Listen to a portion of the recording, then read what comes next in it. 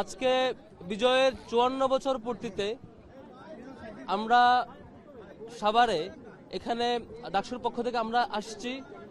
ডাকসুর বিপিন নেতৃত্বে ডাকসুর সম্পাদকবৃন্দ সহ সকলে এসে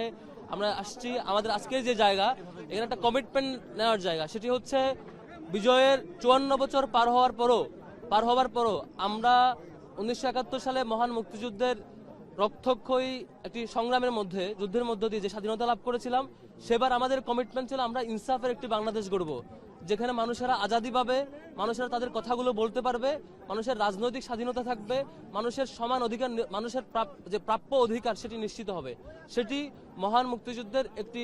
বড় কমিটমেন্টের জায়গা ছিল, কিন্তু আমরা সেটি ফেল হয়েছি। সেই জায়গায়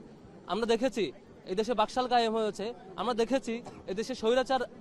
স্বৈরাচার কায়েম হয়েছে, আমরা দেখেছি এই দেশে গুণ খুমের রাজনীতি হয়েছে, আমরা দেখেছি এই দেশে দিন শেষে ফ্যাসিবাদও কায়েম হয়েছে। সবকিছু ছাপিয়ে জুলাই গণঅভ্যুত্থান পরবর্তী সময়ে আজকে 2025 সালের মহান বিজয় দিবস উপলক্ষে আজকে আমাদের কমিটমেন্ট নেওয়ার জায়গা, ডাকসু সহ সকল ছাত্র সংগঠন এবং সকল ছাত্র জনতার কমিটমেন্ট নেওয়ার জায়গা, সেটি হচ্ছে যেই উদ্দেশ্যকে সামনে রেখে লক্ষ লক্ষ মানুষেরা জীবন দিয়েছে, রক্তক্ষয়ী সংগ্রামের মধ্য দিয়ে আমরা স্বাধীনতা পেয়েছি, সেই কমিটমেন্ট মাথায় রেখে আগামীর বাংলাদেশে ইনসাফ কায়েম করা, মানুষের অধিকার নিশ্চিত করা, কথা বলার স্বাধীনতা নিশ্চিত করা, দুর্নীতি এবং যে গুণ খুনের রাজনীতি ছিল সেটির কবর রচনা করা এবং আগামীর বাংলাদেশে সকল ধরনের অন্যায়, নির্যাতন এবং জুলুমের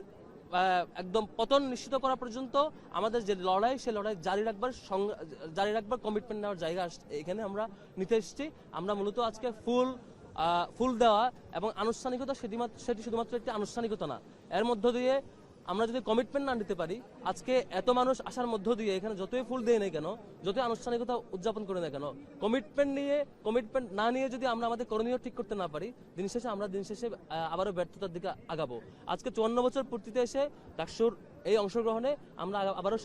শপথ নিতে চাই আগামীর বাংলাদেশে ইনসাফ কায়েম করার জন্য, আগামীর বাংলাদেশে ন্যায় নীতি নিশ্চিত করবার জন্য, আগামীর বাংলাদেশে দুর্নীতিকে কবর দেওয়ার জন্য, আগামীর বাংলাদেশে সকলের অধিকার নিশ্চিত করার জন্য আমাদের ছাত্র হিসেবে যে দায়িত্ব, নাগরিক হিসেবে যে দায়িত্ব, সেটি পালন করবার কমিটমেন্ট আমরা নিতে চাই আজকের